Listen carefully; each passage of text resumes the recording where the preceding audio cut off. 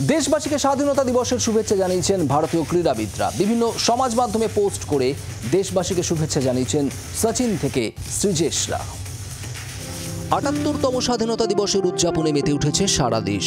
এরই মধ্যে সকল দেশবাসীকে স্বাধীনতা দিবসের শুভেচ্ছা জানিয়েছেন ভারতীয় ক্রীড়াবিদরা। এক্স হ্যান্ডেলে পোস্ট করে দেশবাসীকে শুভেচ্ছা জানিয়েছেন সচিন তেন্ডুলকর।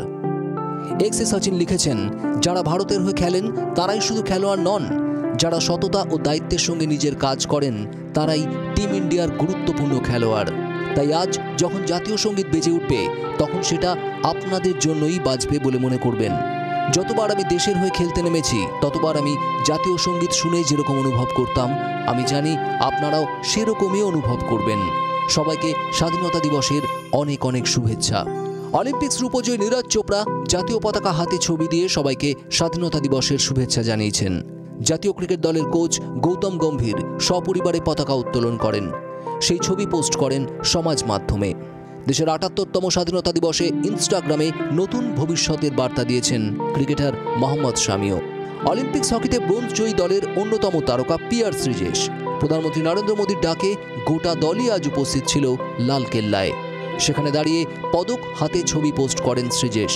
অন্যদিকে আগামী ২৮শে অগস্ট থেকে শুরু হতে চলেছে প্যারিস প্যারালিম্পিক্স। তার আগে দেশবাসীর উদ্দেশ্যে ভিডিও বার্তা দিলেন ভারতীয় অ্যাথলিট নিশাদ কুমার, অঙ্কুর ধামা ও সাজন প্রকাশ।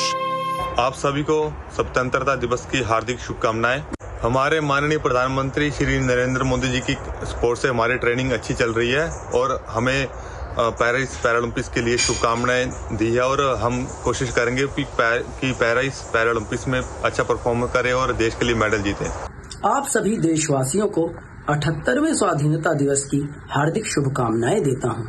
जहां सुबह लाल किले की प्राचीर से प्रधानमंत्री जी ने देश को संबोधित किया और स्वतंत्रता सेनानियों, उनके त्याग व बलिदान को याद किया। Happy Independence Day. During our Independence Day speech, our Honorable Prime Minister has mentioned showing the interest to host the 2036 Olympic Games. This will be a huge boost to our nation to develop our sports infrastructure and sporting culture.